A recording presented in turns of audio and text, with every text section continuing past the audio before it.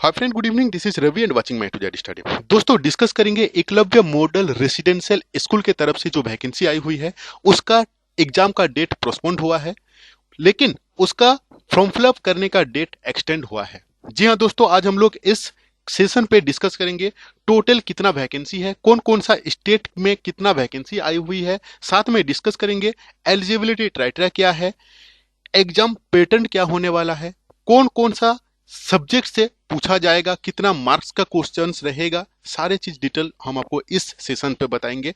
दोस्तों, इस कोविड के समय पे, इस क्रिटिकल टाइम पे अगर आपको एक सरकारी, प्योर सरकारी नौकरी का एक अपॉर्चुनिटी मिल रहा है तो इसको वेस्ट मत कीजिए। रिक्वेस्ट है कि अगर आप अभी तक अप्लाई कर चुके हैं तो धन्यवाद, अगर आप अभी तक अप्लाई नहीं किए हैं तो इसे जरूर अप्लाई करें, क्योंकि ये प्योर सरकारी है। ठीक है, बिल्कुल स्किप मत करना, पूरा सेशन को देखना, पूरा वीडियो को देखना, बहुत ही नॉलेजेबल होने वाला है। ठीक है, देखो सबसे पहले मैं बता देता हूं कि टोटल वैकेंसी जो है ना आपका, ये है 3400 3400।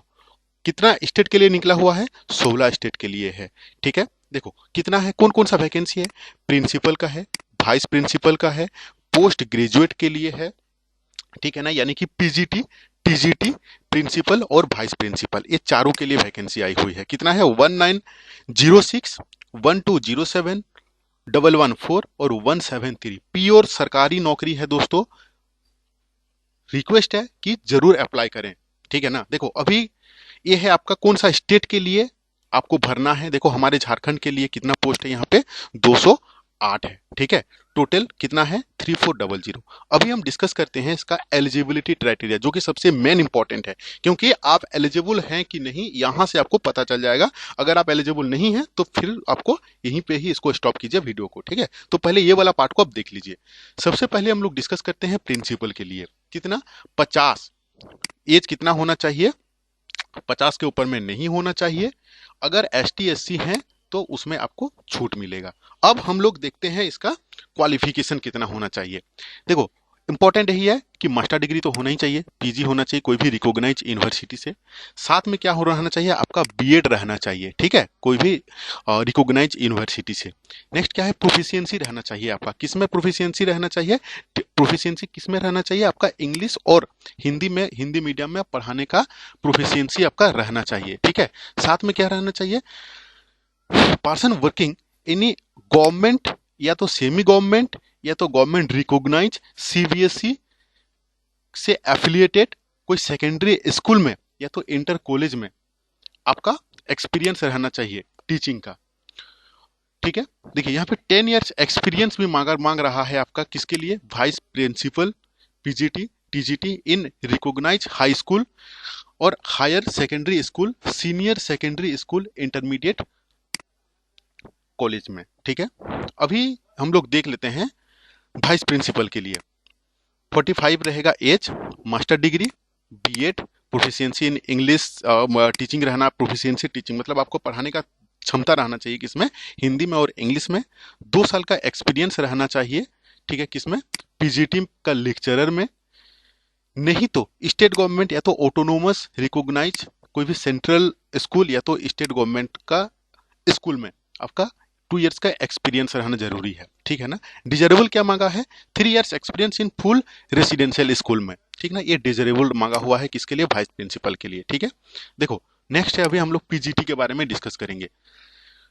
2 इयर्स, इसको ध्यान से देखना क्योंकि मोस्टली आप लोग पीजीटी की मतलब ऑलरेडी पीजी किए हुए हो सारे। 2 years integrated post graduate course from recognise regional college of education of NCERT, या नहीं तो यानी कि पीजी रहना चाहिए। Master degree from recognise university with at least 50% के साथ, 50% के साथ आपका पीजी मास्टर डिग्री रहना चाहिए। किन किन सब्जेक्ट्स में? देखिए PGT English, Hindi, math, physics, chemistry, biology, history, geography, commerce, economic, लगभग सारे सब्जेक्ट्स में आपका यहाँ पे निकला हुआ है। ठीक है, देखो पीजी इंफॉर्मेशन टेक्नोलॉजी राइट ना, पीजी इंफॉर्मेशन टेक्नोलॉजी में आपका जो बीटेक किया हुआ है, जो इंजीनियरिंग किया हुआ है, कंप्यूटर साइंस नहीं तो आईटी में, master degree in computer applications, computer science, information technology, या तो एमटेक भी जो किया हुआ है। ठीक है ना, जो एमटेक भी किया हुआ है वो भी अप्लाई कर सकते हैं आपका पीजीटी के लिए। अभी हम लोग आते हैं पीजीटी में क्या क्या जरूरत है। बीएड रहना जरूरी है, साथ में proficiency in teaching in Hindi and English medium. आप इंग्लिश मीडियम या हिंदी मीडियम दोनों में पढ़ाने का आपके अंदर में क्षमता रहना चाहिए, ठीक है। अब देखो टीजीटी का हम बात करते हैं, जिसमें सब स्टूडेंट्स आप लोग एलिजिबल हो। क्या रहना चाहिए, 50% के साथ आपका बैचलर डिग्री रहना चाहिए। वही सेम चीज यहाँ पे भी दिया हुआ है, 50% के साथ बैचलर डिग्री रहना चाहिए। अभी यहाँ पे सब्जेक्ट कॉम्बिनेशन थोड़ा सा देख लेते हैं, जो कि थोड़ा सा टफ चीज दिया हुआ है, समझना जरूरी है। देखो हिंदी इंग्लिश तो समझ गए, जिसका सब्जेक्ट जो है लैंग्वेज वाला। अब एसएसटी में समझते हैं। एसएसटी में हिस्ट्री, ज्योग्राफी, इकोनॉमिक्स और पॉल साइंस, इसमें से आपका मास्ट रहना चाहिए किसका, हिस्ट्री नहीं तो ज्योग्राफी, ये दोनों में से एक रहना जरूरी है, ठीक है। ये हो गया आपका एसएसटी के लिए। जो मैथ्स के लिए है, maths as a main subject at graduation, आपका मेन सब्जेक्ट रहना चाहिए ग्रेजुएशन। ये नहीं कि आपका ऑनर्स पेपर है और आप भर रहे हो, नहीं भर पाओगे, ठीक है ना। और इसके साथ क्या होना चाहिए, level with one of the following as a second subject. Second subjects में क्या रहेगा, चलेगा, क्या रहने से भी चलेगा, physics, chemistry, electronic computer science, economic, commerce and strategy, ठीक है। ये हो गया आपका मैथ का। इसमें प्रॉब्लम क्रिएट कर दिया है साइंस वालों के लिए। देखिए साइंस वालों के लिए क्या है कि bachelor degree in science with any two of the following subjects, तीन सब्जेक्ट दिया हुआ है, एक है बॉटनी, एक है जूलॉजी और एक है केमिस्ट्री। इन तीनों सब्जेक्ट्स में आपका 2 सब्जेक्ट्स रहना जरूरी है, तब जाके आप साइंस टीचर के लिए एलिजिबल हैं टीजीटी के लिए। ये थोड़ा सा यहाँ पे क्रिटिकल कर दिया है, ठीक है। देखो अब साथ में क्या होना चाहिए, बीएड नहीं तो उसका इक्विवेलेंट। अब बीएड का इक्विवेलेंट इन द सेंस कि आपका बीएड रहना जरूरी है, ठीक है ना। साथ में क्या होना चाहिए, कोई भी स्टेट टीचर एलिजिबिलिटी टेस्ट आपका क्वालिफाइड रहना चाहिए, ठीक है ना। नहीं तो सीटेट जो है आपका पेपर 2 क्लियर रहना चाहिए। साथ में proficiency in teaching in Hindi and English medium, आप हिंदी या इंग्लिश मीडियम में प्रोफिशिएंसी रखना जरूरी है, ठीक है ना, टीचिंग में। अब हम लोग आते हैं इसका नेक्स्ट सेशन पे, जो कि एग्जाम पैटर्न क्या रहने वाला है, कौन कौन सा किस किस कहां कहां से एग्जाम, आई मीन सिलेबस। अगर एग्जाम पैटर्न का हम बात करेंगे, देखो प्रिंसिपल का क्या रहेगा। देखो एग्जाम कितना मार्क्स का रहेगा, 160 मार्क्स का रहेगा। इसमें इंटरव्यू रहेगा 40 मार्क्स का, ड्यूरेशन रहेगा आपका 3 घंटा का, ठीक है। देखो क्या क्या किसमें कहां कहां से क्वेश्चन रहेगा, जनरल इंग्लिश से रहेगा 10 नंबर, जनरल हिंदी से रहेगा 10 number, general knowledge and current affair से रहेगा 10 नंबर, लॉजिकल रीजनिंग से रहेगा 10 नंबर, कंप्यूटर लिटरेसी से रहेगा 10 नंबर, क्वांटिटिव एटीट्यूड टेस्ट का रहेगा, एटीट्यूड का रहेगा 10 टेस्ट रहेगा आपका 10 नंबर का, एप्टीट्यूड है यहाँ पे।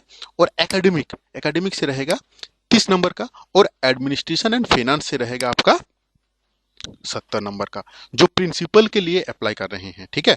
टोटल आपका 160 का। वाइस प्रिंसिपल का भी एकदम सेम है, general English, general Hindi, general knowledge and current affairs, logical reasoning, computer literacy और एप्टीट्यूड टेस्ट रहेगा, एकेडमिक और एडमिनिस्ट्रेशन फाइनेंस का रहेगा, ठीक है। देखो नेक्स्ट क्या है, हम लोग पीजीटी के लिए देख लेते हैं। पीजीटी के लिए क्या है, 160 का, 40 का, वही सेम कहानी है यहाँ पे भी। देखो जनरल इंग्लिश, हिंदी और GK, analytical ability, numerical ability और आपका कंप्यूटर लिटरेसी, ये तो कॉमन रहेगा ही। टीचिंग एप्टीट्यूड यानी कि पेडागोगी रहेगा, साथ में सब्जेक्ट्स नॉलेज, आप जिस सब्जेक्ट से आपका ऑनर्स पेपर है, जिसमें आप पीजी किए हुए हो, जो पीजी किए हुए हो उसमें आपका 80 मार्क्स का रहेगा, ठीक है। देखो यहाँ पे क्या है ना, 2.05 ये नेगेटिव मार्किंग है, इसको भी ध्यान रखना। नेक्स्ट क्या है, टीजीटी का बात करते हैं। यहाँ पे भी आपका जनरल इंग्लिश रहेगा, हिंदी रहेगा, जीके करंट अफेयर रहेगा, एनालिटिकल एबिलिटी रहेगा, न्यूमेरिकल एबिलिटी रहेगा, कंप्यूटर लिटरेसी रहेगा और आपका टीचिंग एप्टीट्यूड्स रहेगा, पेडागोगी रहेगा, और सब्जेक्ट से आपका रहेगा 100 मार्क्स का, टोटल मिला के 180 का रहेगा। यहाँ पे भी आपका नेगेटिव मार्किंग है, ठीक है। आशा करता हूँ कि आपको समझ में आ गया है कि आपका एलिजिबिलिटी क्राइटेरिया क्या है, कौन कौन सा सब्जेक्ट से क्वेश्चंस रहेगा। और दूसरा चीज देखिए, डेट जो है ना, यहाँ पे जो रजिस्ट्रेशन करने का जो डेट है वो आपका बढ़ा हुआ है 31 मई तक, यानी कि आज हो गया आपका 22, अभी भी डेट है इसको फॉर्म फिलअप करने के लिए। देखो एग्जाम जो है ना वो अनसर्टेन कर दिया गया है, कोई भी डेट अभी तक नहीं पब्लिश किया गया है ड्यू टू कोविड-19। तो अभी टाइमिंग है तैयारी करने का। फॉर्म फिलअप अगर नहीं किए हैं तो फॉर्म फिलअप कीजिए और तैयारी कीजिए, ठीक है। Thank you to watching this video.